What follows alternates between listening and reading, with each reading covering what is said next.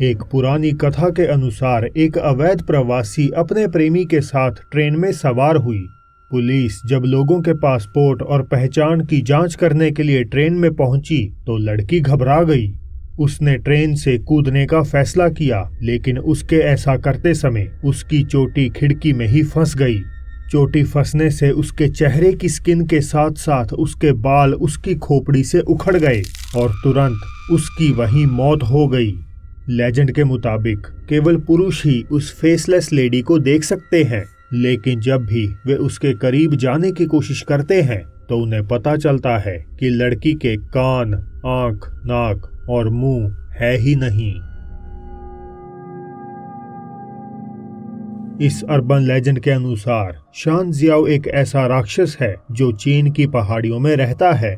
इसकी अपीयरेंस काफी भयानक मानी जाती है और इसके बड़े दांत और रोएदार शरीर किसी भी इंसान को विचलित करने के लिए काफी हैं। माना जाता है कि शान जियाओ बाघों और शेरों को चीर सकता है और कभी कभार तो ये पहाड़ों के अबेंडन घरों में भी देखा जा चुका है। इसी कहानी का एक दूसरा वर्जन हमें चीन की नदियों में ले जाता है, जहां माना जाता है कि शान जियाओ एक जलपरी के रूप में रहता है। किसी जलपरी का रूप लेकर ये पानी में डूबने का नाटक करता है और जैसे ही कोई शख्स उसे बचाने के लिए नदी में कूदता है तो शान जियाओ उसे मैले पानी की गहराइयों में ले जाता है। पहाड़ों में ही रहने वाला एक और चाइनीज दानव दाओ लाओ गुई एक खतरनाक और जहरीला क्रीचर माना जाता है।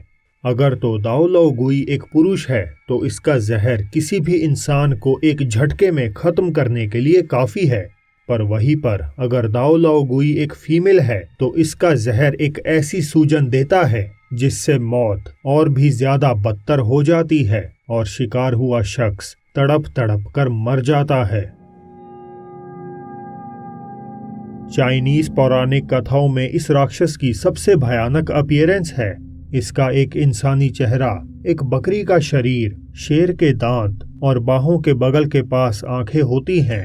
पाओ शियाओ अक्सर इंसानी बच्चे की आवाज निकालकर लोगों को अपना शिकार बनाता है और देश भर में यूनिफॉर्मली ये सलाह दी जाती है कि अगर आपका सामना पाओ शियाओ से हो जाए तो तुरंत वहां से भाग लीजिए, क्योंकि इससे बच पाना बेहद ही ज्यादा मुश्किल है। चाइनीज प्रोविंस जियांगजी की एक मशहूर कहानी बताती है कि किसी दोपहर एक कपल कोई दूर दराज गांव के एक लोटस पॉन्ड पर मिलने का प्लान बनाते हैं। लड़का तो समय से पहले पहुंच जाता है, पर लड़की कई घंटों तक भी तालाब के पास नहीं आती। धीरे धीरे दोपहर से शाम और शाम से रात गहराने लगती है, मगर लड़की का कुछ अता पता नहीं चलता। लड़का थोड़ा चिंतित वहां से जैसे ही लौटने लगता है तो उसे पीछे से एक आवाज आती है। गुआंग।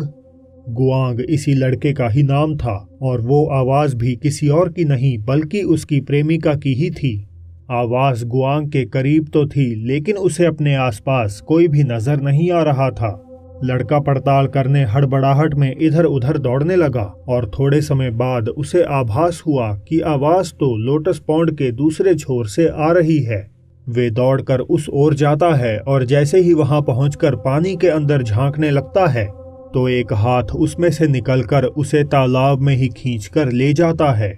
कहा जाता है कि लोटस पॉन्ड में रहने वाली प्रेत आत्मा अक्सर रात के समय अपने शिकार के करीबी की आवाज निकालकर उन्हें अपनी ओर लुभाने की कोशिश करती है।